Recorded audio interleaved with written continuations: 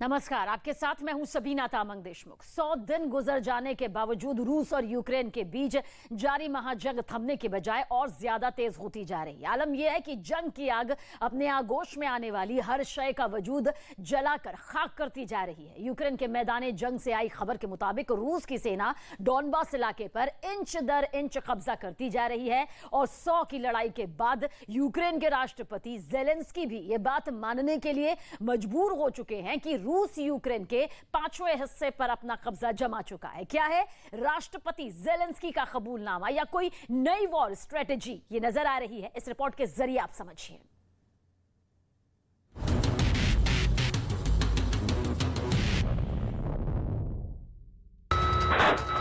Пошел вниз. Давай.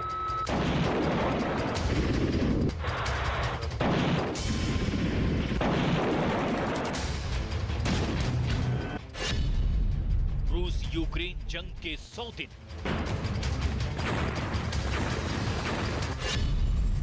जंग ने बिगाड़ा यूक्रेन का नक्शा।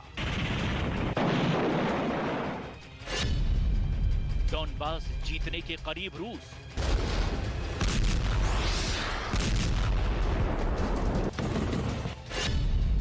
जंग हार रहे हैं जेलेंस्की।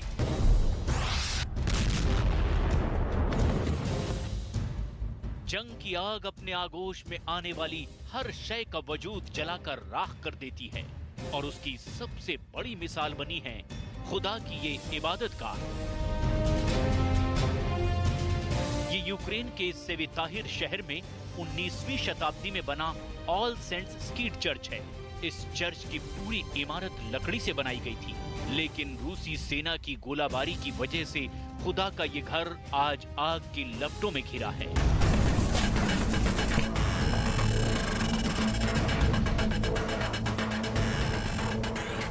रूस की बमबारी से तबाह हुए घर और मलबे में दबी बेगुनाह लोगों की लाशें। यूक्रेन जंग को कवर कर रहे दुनिया भर के मीडिया के कैमरे जिस तरफ घूमते हैं, बस उसी तरफ बर्बादी और मातम के निशान नजर आते हैं। तबाही की ये तस्वीरें यूक्रेन के डॉनबास इलाके की हैं, जिस पर कब्जा करने के लिए रूस ने अपनी पूरी ताकत झोंकी हुई है। रूस की सेना डॉनबास के दोनेत्स्क और लुहांस्क पर कब्जा करने के बिल्कुल करीब है।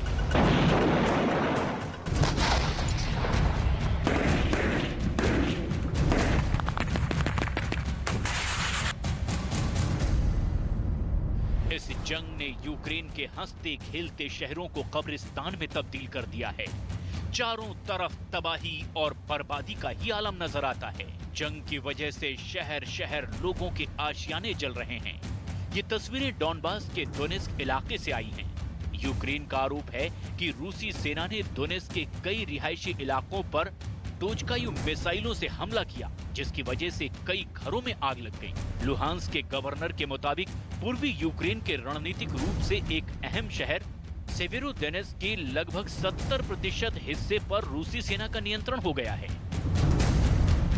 В Донецькому напрямку ворог обстрілює позиції наших військ уздовж всієї лінії зіткнення із мінометів, ствольної та реактивної артилерії, застосовує оперативно-тактичну та армійську авіацію. Основні зусилля зосереджує на Сєвєродонецькому та Бахмутському напрямках. 14 फरवरी 2022 को शुरू हुई रूस और यूक्रेन की जंग के 100 दिन बीत जाने के बाद यूक्रेन के राष्ट्रपति जेलेंस्की का एक बड़ा कबूलनामा सामने आया है। राष्ट्रपति जेलेंस्की के मुताबिक रूस उनके देश के लगभग 5वें हिस्से पर काबिज हो चुका है, यानी यूक्रेन का 20% इलाका रूस के कब्जे में है। Загалом в Україні від 24 лютого під російську окупацію потрапили 3620 населених пунктів і великі міста, і маленькі містечка. В кожному з них є руйнування. Значна кількість з них просто непридатна для цивілізованого життя. फिलहाल डॉनबास में रूस की सेना इतनी ताकत के साथ लड़ रही है कि यूक्रेन की फौज के लिए अब डॉनबास में उनका मुकाबला करना लगभग नामुमकिन लगने लगा है। राष्ट्रपति व्लादिमीर जेलेंस्की के बयान के मुताबिक रूस यूक्रेन की जमीन का 20% इलाका जीत चुका है। इस 20% हिस्से में दक्षिणी यूक्रेन का क्राइमिया भी शामिल है। रूस ने क्राइमिया पर 2014 में ही कब्जा किया था। रूस ने यूक्रेन के 3620 इलाकों पर हमला किया। यूक्रेन उसमें से 1017 इलाकों को वापस हासिल कर चुका है। जंग में हर रोज यूक्रेन के 100 सैनिक शहीद हो रहे हैं और 400 से 500 सैनिक रोजाना गंभीर रूप से घायल हो रहे हैं।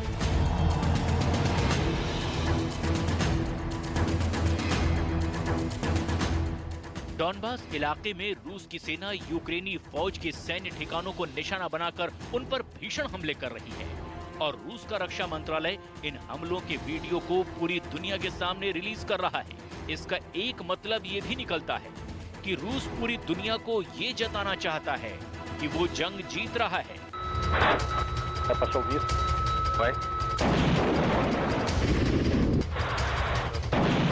इस वीडियो में आप रूस के KA-52 एलिगेटर जंगी हेलीकॉप्टर से बरसते हुए कहर को साफ देख सकते हैं।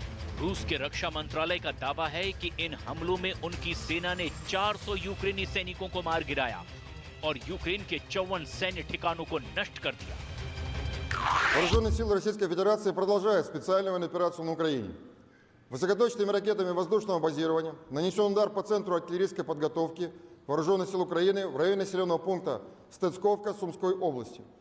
В данном центре прибывшими иностранными инструкторами осуществлялось практическое обучение украинских военнослужащих, эксплуатация и управление огнем 155 мм гаубиц М777. Также в районе Дачной Одесской области в результате ракетного удара रूस यूक्रेन के बीच जंग ने यूक्रेन में भीषण तबाही मचाई है।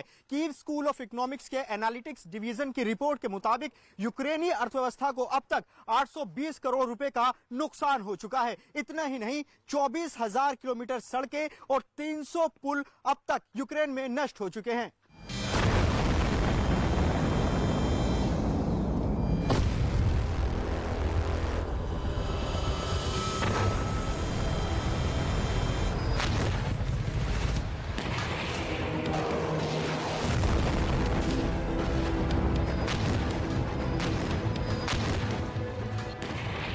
जंग के दौरान पहली बार रूस के रक्षा मंत्रालय ने अपने एक मोबाइल इलेक्ट्रॉनिक्स वॉरफेयर यूनिट का वीडियो भी रिलीज किया।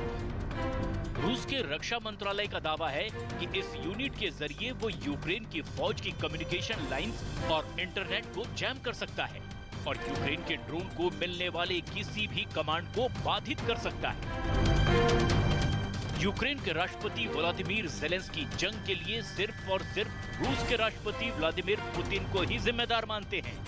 उनका आरोप है कि आज दुनिया के कई मुल्क जिस खाद्यान्न संकट का सामना कर रहे हैं, उसकी वजह राष्ट्रपति पुतिन ही हैं। लिहाजा उन्होंने एक बार फिर पूरी दुनिया से अपील करते हुए कहा कि दुनिया को एकजुट होकर रूस पर और भी कड़े आर्थिक और राजनीतिक प्रतिबंध लगाने चाहिए। Масштабна війна у Європі та дестабілізація світових ринків, які сталися з провини Росії, напряму відображаються на житті кожного народу і усіх міст вільного світу. Тому закликайте тиснути на Росію ще більше. Не допомагайте їй. यूक्रेन के राष्ट्रपति व्लादिमीर ज़ेलेंस्की के मुताबिक जंग की वजह से यूक्रेन की अर्थव्यवस्था चरमरा गई है। इतना ही नहीं, रूस यूक्रेन के औद्योगिक के साथ साथ उसके अनाज पर भी कब्जा कर चुका है। इसके अलावा जंग की वजह से यूक्रेन की 68 लाख आबादी को पलायन के लिए मजबूर होना पड़ा है। एक आंकड़े के मुताबिक यूक्रेन की 15% आबादी देश छोड़कर जा चुकी है। यूक्रेन के राष्ट्रपति के आरोप पर रूस के राष्ट्रपति व्लादिमीर पुतिन का कहना है कि जंग के लिए रूस नहीं बल्कि यूरोपियन संघ और अमेरिका जिम्मेदार है। राष्ट्रपति पुतिन के मुताबिक अमेरिका ने रूस और यूक्रेन विवाद में दखलंदाजी करके हालात को और भी ज्यादा बिगाड़ दिया। यहाँ तक कि दुनिया के सामने खाद्यान्न और ऊर्जा संकट की असल वजह भी अमेरिका ही है। Второе, существует другая возможность. Да, порты Азовского моря, Бердянск, Мариуполь находятся под нашим контролем. Мы готовы обеспечить беспроблемный вывоз, в том числе украинского зерна через эти порты. यूक्रेन का आरोप है कि रूस ने उसके बंदरगाह भी ब्लॉक कर दिए हैं और उसके समुद्री इलाकों में माइंस बिछा दी है। इस वजह से यूक्रेन समंदर के रास्ते अनाज निर्यात नहीं कर पा रहा है। करीब 22 मिलियन टन अनाज यूक्रेन के बंदरगाहों पर अटका हुआ है और वो अफ्रीका और एशिया के कई देशों तक नहीं पहुंच सका। यूक्रेन का आरोप है कि रूस यूक्रेन के अपने कब्जे वाले इलाकों से अनाज चोरी करके उसे गैर कानूनी तरीके से बेचने की भी कोशिश कर रहा है। यूक्रेन के आरोप पर राष्ट्रपति पुतिन का कहना है कि यूक्रेन ने खुद अपने बंदरगाहों के समुद्री इलाकों में माइंस बिछाई है। अगर वो उन माइंस को साफ कर दें तो रूसी सेना अनाज से भरे जहाजों की आवाजाही को नहीं रोकेगी। Как не связано ни с какой военной операцией России на Донбассе. Не имеет к этому вообще никакого отношения. Но следующий шаг, когда началась наша операция, европейские, американские партнеры так называемые. रूस और यूक्रेन की जंग पर नजर रख रहे रक्षा विशेषज्ञों का मानना है कि यूक्रेन डॉनबास की जंग हार सकता है। ये बात यूक्रेन के राष्ट्रपति जेलेंस्की के बयान से भी साबित हो रही है कि जंग में रूस के जबरदस्त नुकसान के बावजूद रूस की सेना डॉनबास के कई इलाकों में एक के बाद एक कब्जा करती जा रही है। लुहांस्क के सेवेरोदोनेस्क शहर के 70% इलाके पर भी रूस की सेना का कब्जा हो चुका है। सेवेरोदोनेस्क शहर पर रूसी कब्जे का मतलब है कि पूरे लुहांस्क पर रूस का कब्जा हो जाना। डॉनबास की जंग पर राष्ट्रपति जेलेंस्की का कहना है कि यूक्रेन अपनी आजादी की रक्षा के लिए सक्षम है और वो रूस को हरा देंगे। Тому закликайте тиснути на Росію ще більше. Не допомагайте їй виправдовувати себе. Не зберігайте зв'язки з нею. І прошу, будь ласка, не дозволяйте тим, хто став вбивцями, називати вас своїми побратимами. राष्ट्रपति जेलेंस्की यूक्रेन की जीत की बात कह रहे हैं, लेकिन डॉनबास की हकीकत कुछ और ही कहानी बयां कर रही है। लेकिन इसमें भी कोई शक नहीं कि यूक्रेन जंग में रूस को भी बड़ा नुकसान उठाना पड़ा है। यूक्रेन के मैदाने जंग से यूक्रेनी फौजियों, खासकर ऐसी महिला सैनिकों के वीडियो भी सामने आए जो पूरी दुनिया के लिए हौसले और जज्बे की मिसाल बन चुके हैं। दरअसल यूक्रेन एक ऐसा देश बन चुका है जिसने रूसी सेना की असाधारण शक्ति के मिथक को तोड़ दिया है।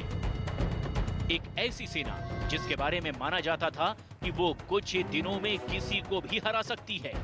बावजूद इसके यूक्रेन रूस के सामने जंग में 100 दिन से टिका हुआ है।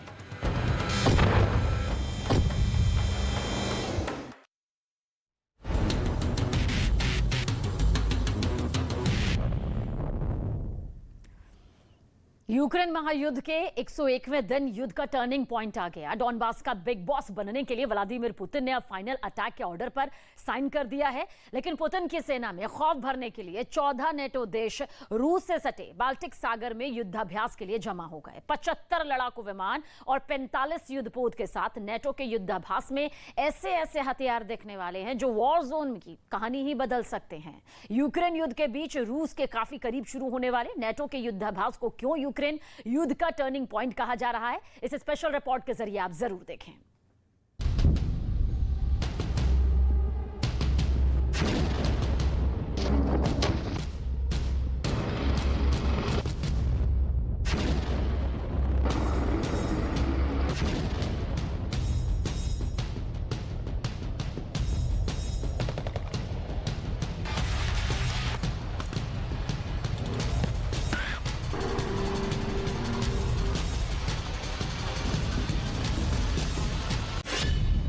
नेटो की जंग वाली तैयारी, video number 1।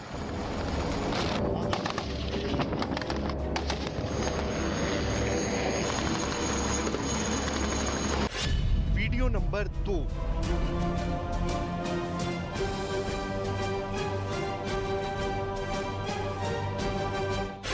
Video number 3।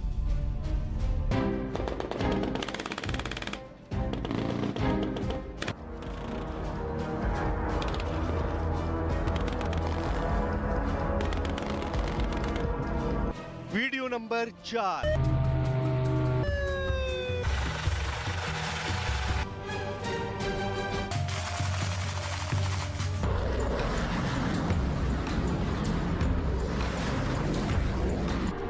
Number 5।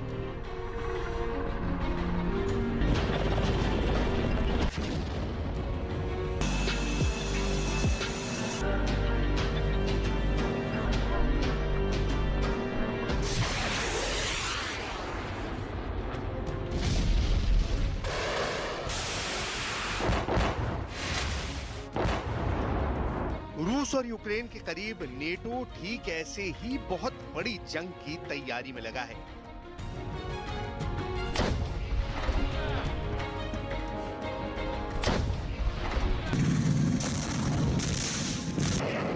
इस युद्ध अभ्यास में नेटो की नेवी शामिल हो रही है।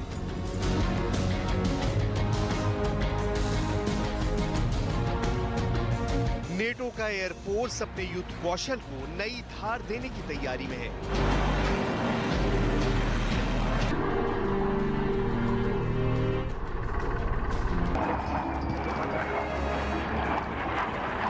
वहीं नेटो की जमीनी सेना भी शामिल होने जा रही है, जिसके हजारों सैनिक फिलहाल यूक्रेन के पड़ोस में बने तमाम नेटो के सैन्य कैंपों में मोर्चा संभाले हुए हैं।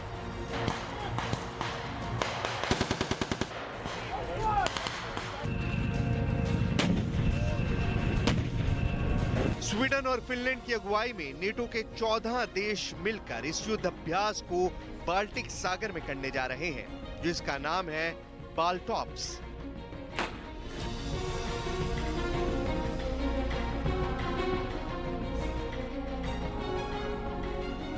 बाल्टिक सागर की यूक्रेन से दूरी 1346 किलोमीटर है। वहीं रूस की सीमा बाल्टिक सागर से मिलती है। रूस से सटे सागर में नेटो के इस युद्ध अभ्यास को करने का सीधा मतलब रूस को कड़ा संदेश देना माना जा रहा है, क्योंकि 100 दिनों की जंग के बाद रूस की सेना की तरफ से अब डॉनबास को जीतने के लिए फाइनल अटैक शुरू हो गया है।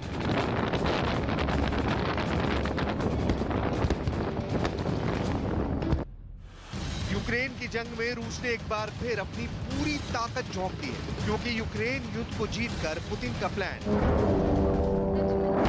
क्राइमिया को रूस की मुख्य भूमि से जोड़ना, यानी क्राइमिया और रूस को जमीनी रास्ते से लिंक कर देना। इसके लिए रूस को यूक्रेन के पूर्वी इलाके यानी डॉनबास पर कब्जा करना जरूरी है, और डॉनबास का बिग बॉस बनने के लिए पुतिन ने एक बार फिर अपनी सेना को भयंकर तबाही मचाने का फरमान सुना दिया है।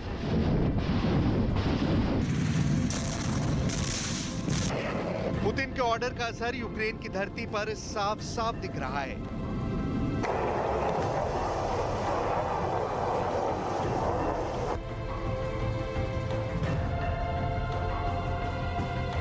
पूर्वी यूक्रेन के खार्किव से दक्षिण के मिकोलाइव तक 454 किलोमीटर लंबे मोर्चे पर बम गोले बरस रहे हैं। ऐसे में रूस की सेना को कड़ा संदेश देने के लिए नेटो ने अपने बाल्टॉप्स वॉर एक्सरसाइज को रूस से सटे बाल्टिक सागर में शुरू करने जा रहा है।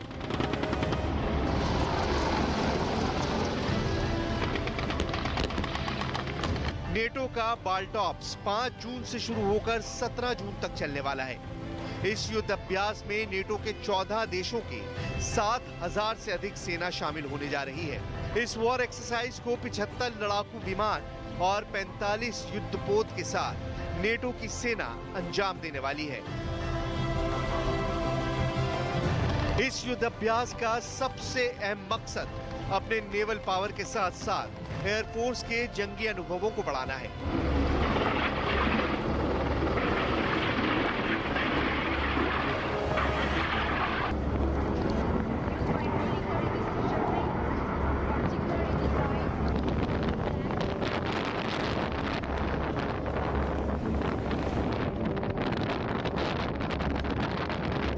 ठीक ऐसे ही नेटो के युद्धपोत बाल्टिक सागर में बारूद बरसाएंगे।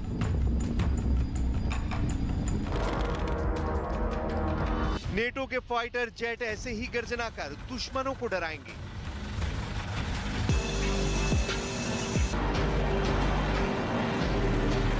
नेटो की सेना ठीक ऐसे ही युद्धाभ्यास को अंजाम देकर किसी भी मुश्किल हालात में जंग को जीतने की तैयारी करेगी।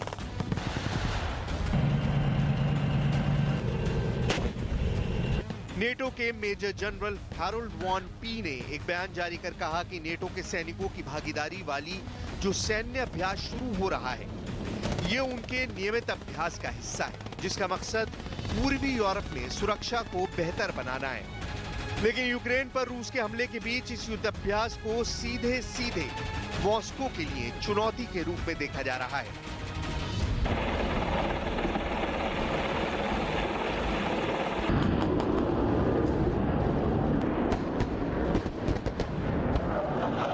मेजर जनरल हैरोल्ड वॉन पी का कहना है कि इस चुनौतीपूर्ण समय में हमें इस लंबे समय से चले आ रहे अभ्यास का समर्थन करने पर गर्व है, जो हमारे सहयोगियों और भागीदारों के लिए जटिल और सार्थक हवाई समुद्री एकीकरण को सक्षम बनाता है।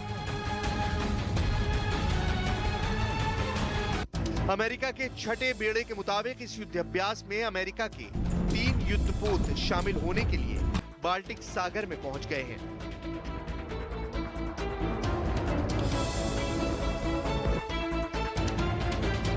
इनमें से पहला युद्धपोत बिग डैक एम्फीबियस युद्धपोत यूएसएस केयर्सर्स है, दूसरा युद्धपोत यूएसएस गन्स्टन हॉल है और तीसरा एंटी गाइडेड मिसाइल युद्धपोत यूएसएस ग्रेवली है।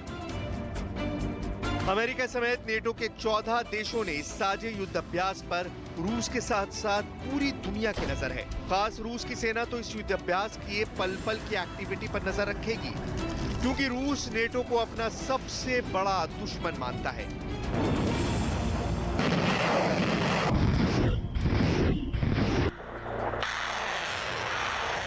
यूक्रेन के खिलाफ जंग शुरू होने से पहले भी रूस ने अपनी पहली और सबसे बड़ी शर्त यही रखी थी कि यूक्रेन नेटो में शामिल ना हो। आखिर पुतिन को यूक्रेन के नेटो में शामिल होने से क्या परेशानी है, इसे समझने के लिए आपको सबसे पहले रूस और यूक्रेन के भूगोल को समझना होगा, फिर नेटो के इतिहास को। सबसे पहले इस मैप को देखिए।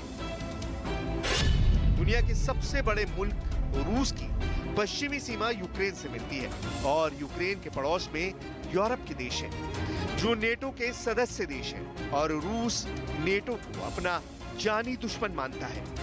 यूक्रेन भले ही रूस का पड़ोसी है, लेकिन उसका झुकाव नेटो की तरफ ज्यादा रहा है। जंग शुरू करने से पहले रूस अमेरिका से यूक्रेन के नेटो में नहीं शामिल होने की गारंटी चाहता था, लेकिन इसे ना तो यूक्रेन ने और ना ही अमेरिका ने माना। दरअसल पुतिन को लगता है कि अमेरिका अब यूक्रेन में अपने परमाणु हथियार तैनात करना चाहता है। यूक्रेन 4 नेटो देशों पोलैंड, स्लोवाकिया, हंगरी और रोमानिया के साथ सीमा साझा करता है, जहां एक से बढ़कर एक घातक मिसाइलें नेटो ने लगा रखी हैं।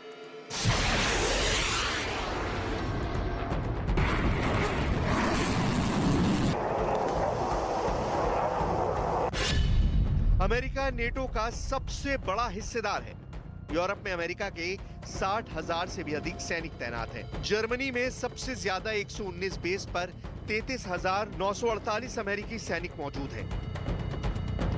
इटली में 44 बेस पर 12,247 अमेरिकी सैनिक हैं। ब्रिटेन में 24 सैन्य बेस पर अमेरिका के 9,274 जवान हैं। स्पेन में अमेरिका के 4 बेस हैं, जिन पर 3,168 सैनिक हैं। वहीं उत्तर में नॉर्वे में 7 बेस पर 733 अमेरिकी जवान हैं और रूस के नजदीकी फिनलैंड में 19 अमेरिकी सैनिक तैनात हैं। इसके अलावा यूरोप में Poland, Romania, Hungary, Bulgaria, Serbia में अमेरिका ने अपनी मिलिट्री बेस बना रखे हैं। यूरोप में ये सिर्फ वो ठिकाने हैं जहां सिर्फ अमेरिका के सैनिक तैनात हैं। इसके अलावा नेटो के और सैन्य बेस पूरे यूरोप में फैले हुए हैं। यूरोप, खासकर पश्चिमी यूरोप, नेटो के विस्तार को रूस खुद के लिए खतरा मानता है। रूस 20,000 किलोमीटर से भी लंबी जमीनी सीमा रेखा 14 पड़ोसी देशों के साथ साझा करता है। 20,000 किलोमीटर में करीब 1215 किलोमीटर सीमा रूस नेटो देशों के साथ साझा करता है, जो कि अमेरिका, नॉर्वे, एस्टोनिया, लातविया और लिथुआनिया से मिलती है। नेटो को रूस अपना दुश्मन मानता है। दरअसल नेटो का गठन ही सोवियत संघ को खंड खंड करने के लिए हुआ था। इस वक्त भी एस्टोनिया में करीब 1166 नेटो सैनिक मौजूद हैं। लातविया में 1473 नेटो सैनिक, लिथुआनिया में 1287 नेटो जवान, पोलैंड में 2731 नेटो सैनिक जमा हैं। माना जाता है कि नेटो के ये सभी जवान रूस पर दबाव बनाने के लिए पूर्वी यूरोप में मोर्चा संभाले हुए हैं।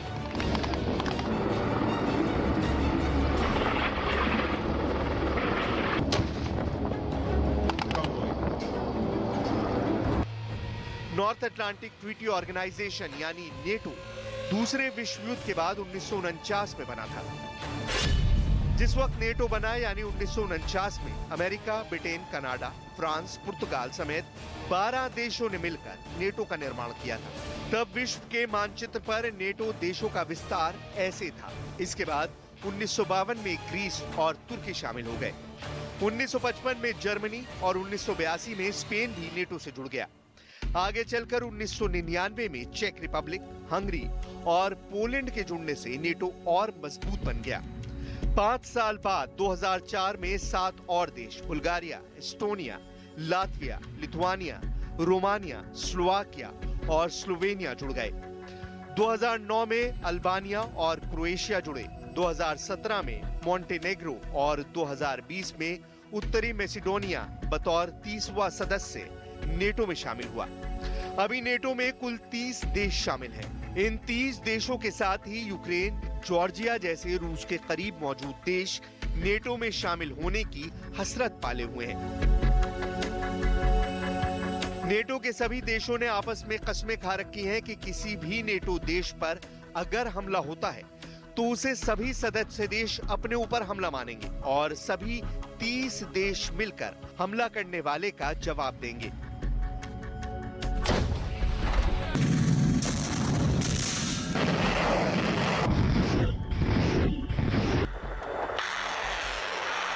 ऐसे में नेटो रूस के लिए सबसे बड़ा खतरा है, जो समय समय पर युद्ध अभ्यास को अंजाम देकर अपने सैनिकों के युद्ध कौशल को मांझता रहता है। ठीक ऐसे ही जैसे इस बार बाल्टिक सागर में नेटो की सेना जमा हुई है।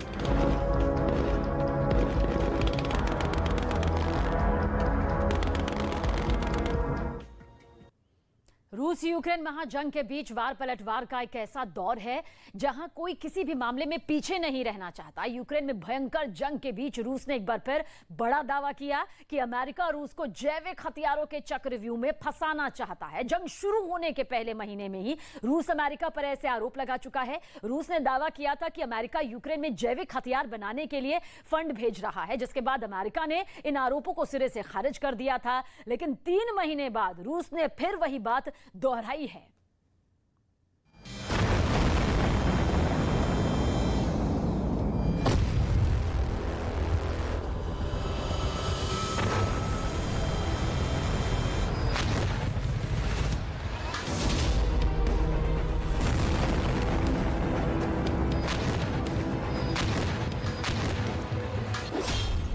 क्या अब जैविक हथियारों की होगी जंग?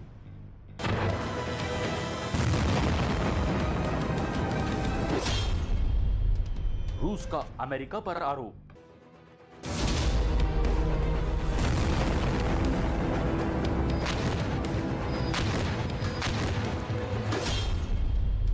यूक्रेन में बाइडेन की लैब। यूक्रेन की धरती पर पिछले 100 दिनों से जंग लड़ रहे रूस ने एक बार फिर दावा किया है कि अमेरिका रूस को बंदूक और बम जैसे हथियारों से नहीं, बल्कि बैक्टीरिया और वायरस जैसे जैविक हथियारों के शिकंजे में फंसाने की तैयारी कर रहा है। इस बार तो उसका डर 2 गुना हो चुका है, क्योंकि पुतिन जानते हैं कि हथियारों से लड़े तो वो जीत जाएंगे, लेकिन जैविक हथियारों से जीतना करीब करीब नामुमकिन है। जंग शुरू होने के पहले महीने में ही रूस अमेरिका पर ऐसे आरोप लगा चुका है।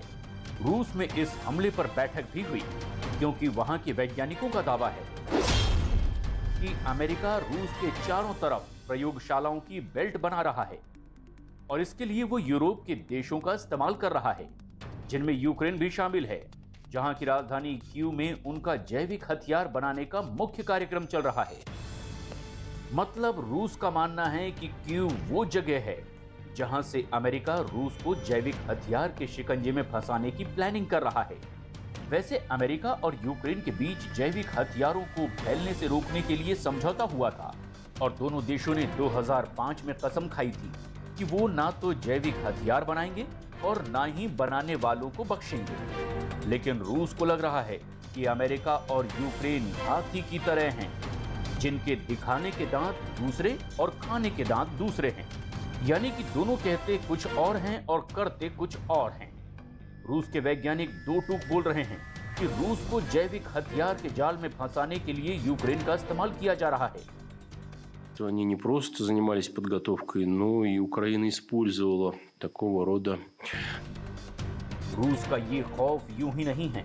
वो समझ रहा है कि इस बार उनके देश में जैविक हथियार चले या यूं कहें कि खतरनाक बैक्टीरिया और वायरस फैले तो उसे बड़ी से बड़ी ताकत भी नहीं बचा पाएगी, क्योंकि ये कम समय में बड़े इलाके में तबाही मचाएंगे और लोग बम या मिसाइल से नहीं बल्कि बीमारी से मारे जाएंगे। रूस ने अमेरिका पर आरोप लगाया है कि अमेरिका 1991 से ही इस काम में जुटा हुआ है और खतरनाक वायरस और बैक्टीरिया बना रहा है। रूस ने दावा किया है कि यूक्रेन में अमेरिका ऐसे बैक्टीरिया और वायरस के खतरनाक स्ट्रेन बना रहा है जो सोवियत संघ के समय से वहां मौजूद हैं, क्योंकि उसे लगता है कि सोवियत संघ के समय से ही यूक्रेन ने अमेरिका तक खतरनाक वायरस और बैक्टीरिया के सैंपल पहुंचा दिए थे और अब अमेरिका उन्हीं सैंपल का इस्तेमाल कर रहा है और क्यू की प्रयोगशाला में उनके अलग अलग स्ट्रेन बना रहा है। रूस ने दावा किया कि वो जो भी जानकारी दे रहा है वो एकदम सही है और अमेरिका नियमों को तोड़कर खुलेआम दुनिया भर में जैविक हथियारों के सैंपल घुमा रहा है। और ये रूस के लिए परेशान करने वाली बात है। उनका आरोप है कि अमेरिका झूठ बोलकर दुनिया को गुमराह कर रहा है। रूस ने दावा किया कि अमेरिका ने जो साजिश रची उसे पकड़ पाना मुश्किल है, क्योंकि वो जैविक हथियार इस तरह से चलाएगा कि लगेगा कि प्राकृतिक महामारी आई है। मतलब दुनिया को ये महसूस होगा कि लोग मौसम बदलने से बीमार पड़ रहे हैं। रूस ने ये आरोप भी लगाया है कि अमेरिका रूस में बायो टेररिज्म फैलाने वाला है और इस काम में 1998 के बाद से क्यू की कई एजेंसियां जुटी हुई हैं, जो वहां नाम बदल बदल कर काम करती हैं। ये एजेंसियां रूस और यूक्रेन के लोगों के काफी हद तक एक जैसे होने का फायदा उठाने की प्लानिंग कर रही हैं और क्यू की प्रयोगशालाओं में एंथ्रेक्स और क्राइमियन कॉन्गो हेमरेजिक फीवर फैलाने की तैयारी कर रहा है और ऐसे बैक्टीरिया और वायरस के बारे में स्टडी कर रहा है। रूस के वैज्ञानिकों ने जानकारी दी है कि 1998 से पहले यूक्रेन में चल रही अमेरिका की एजेंसियों को स्पेशल वेपन एजेंसी कहा जाता था। मतलब ऐसी संस्था जहां कुछ खास तरह के हथियार बनते हैं। रूस ने दलील दी है कि अमेरिका की एजेंसी के नाम में ही बहुत कुछ छिपा है, क्योंकि उसे लगता है कि नाम की वजह से उसके काम का अंदाजा लग जाता है और इसी वजह से अमेरिका ने उसका नाम बदलकर the US army institute of medical research on infectious diseases रखा है। लेकिन रूस ने साफ साफ बोल दिया कि अमेरिका ने केवल अपनी संस्था का नाम बदला, काम नहीं। अपनी बात साबित करने के लिए उसने आंकड़े भी दिए और दावा किया कि अमेरिका ने खार्किव, लीव, ओडेसा और कीव से 4000 लोगों का सैंपल लिया, जिन पर वो हंता वायरस का प्रयोग करेगा। रूस के मुताबिक इन शहरों में 400 और लोगों के सैंपल भी लिए गए, जिन पर क्राइमियन कॉन्गो हेमोरेजिक फीवर के वायरस का टेस्ट होगा। रूस इससे पहले भी अमेरिका पर यूक्रेन में जैविक हथियार तैयार करने वाली लैब को आर्थिक मदद देने का आरोप लगा चुका है, लेकिन तब उसने इतने आंकड़े नहीं दिए थे और ना ही ये बताया था कि बाइडेन के वैज्ञानिक कौन कौन से बैक्टीरिया और वायरस को अपना हथियार बनाएंगे। लेकिन अब की बार रूस पूरी तैयारी से सामने आया। इस बार उसका डर भी बड़ा है, क्योंकि यूक्रेन समेत यूरोप के ज्यादातर देशों के साथ उनका 36 का आंकड़ा है और अमेरिका उनकी इसी कमजोरी का फायदा उठा सकता है। वो यूक्रेन और रूस की सीमा से लगने वाले उनके दुश्मन देशों में जैविक हथियार बनाकर रूस को थोड़े समय में ही चित कर सकता है। लेकिन ये काम इतना आसान नहीं है, क्योंकि कोरोना वायरस फैलने के बाद अमेरिका पहला देश था जिसने चीन पर उंगली उठाई थी, क्योंकि चीन पर आरोप लगा था कि उसने अपनी वुहान लैब से ऐसा वायरस बनाया जिसने दुनिया भर में मौत का तांडव किया। ऐसे में रूस ने अमेरिका पर सवाल उठाकर उसका दांव पलटने की कोशिश की है, क्योंकि अगर इस बात पर मुहर लग गई कि बाइडेन पुतिन के देश में बैक्टीरिया और वायरस से हमला करेंगे तो उनकी खूब थू-थू होगी।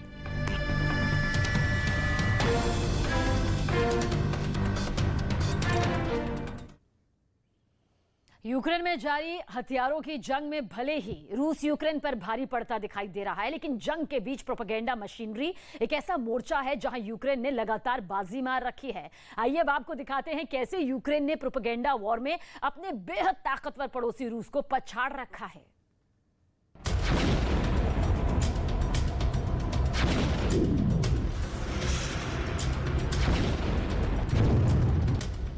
पुतिन के खिलाफ ज़ेलेंस्की की गहरी चाल।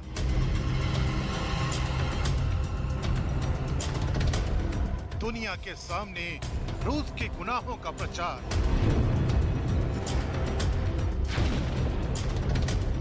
पुतिन को जंग में विलन बताने की साजिश।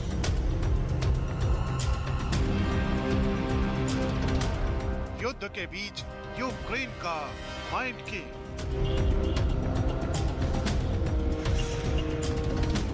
इस महायुद्ध में वार पलटवार का दौर लगातार जारी है। कहीं मिसाइलों के हमले से रूस यूक्रेन को घुटनों के बल ला रहा है, तो कहीं यूक्रेन के सैनिकों का चौंकाने वाला युद्ध कौशल रूस को करारा जवाब दे रहा है।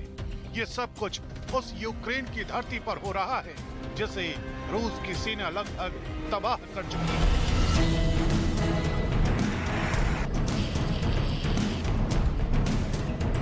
लेकिन तबाही और बर्बादी की इस घड़ी में जंग का एक ऐसा मोर्चा है जहां रूस लगातार यूक्रेन से शिकस्त खा रहा है। सच यही है, यूक्रेन ने अपनी प्रोपेगेंडा मशीनरी को इतना ताकतवर बना लिया है कि दुनिया के बड़े बड़े देश यूक्रेन के पाले में खड़े दिखाई दे रहे हैं। सबसे पहले आपको समझाते हैं कि आखिर प्रोपेगेंडा वॉर होता क्या है। दुनिया में प्रोपेगेंडा वॉर के जरिए ऐसा माहौल बनाया जाता है जिसमें एक पक्ष को हीरो और दूसरे को विलेन दिखाया जाता है। इसका इस्तेमाल दुश्मन देश के खिलाफ प्रोपेगेंडा चलाकर दबाव बनाने के लिए किया जाता है। इस दौरान सूचनाओं को गलत तरीके से प्रचारित किया जाता है। जंग के मैदान में रूस को कड़ी टक्कर देने वाला यूक्रेन प्रोपेगेंडा मशीनरी के मामले में रूस से कहीं आगे दिखाई दे रहा है, और इसका असर ये हो रहा है कि अमेरिका, ब्रिटेन, फ्रांस समेत दुनिया के बड़े बड़े देश यूक्रेन का समर्थन कर रहे हैं। यूक्रेन के प्रोपेगेंडा के जरिए ही बड़े बड़े देशों में लोग ज़ेलेंस्की को हीरो की तरह मान रहे हैं, जबकि यूक्रेन के इसी प्रोपेगेंडा ने रूस की छवि को दुनिया के सामने खराब किया है। यूक्रेन ने जंग से जुड़ी एक एक जानकारी को एक ऐसे हथियार के तौर पर इस्तेमाल किया है जिसने उसे रूस से अपने दम पर लोहा लेने वाला हीरो बना दिया है। इसी वजह से जिस यूक्रेन को लोग महज छोटा सा प्यादा समझ रहे थे, उसके लिए आज बड़े बड़े देश रूस से दुश्मनी लेने को तैयार बैठे हैं। असल में यूक्रेन जंग की जानकारी इस तरह पश्चिमी देशों के सामने पहुंचा रहा है जिससे वो अपने समर्थन में माहौल बना सके। इसके लिए जंग से जूझ रहे अपने देश को जीत दिलाने के लिए ज़ेलेंस्की ने सोशल मीडिया और टीवी का बखूबी इस्तेमाल किया है। इतना ही नहीं, दावा किया जा रहा है कि यूक्रेन ने रूस के खिलाफ अपनी प्रोपेगेंडा स्ट्रेटेजी के तहत 5 मंत्रों पर काम किया है,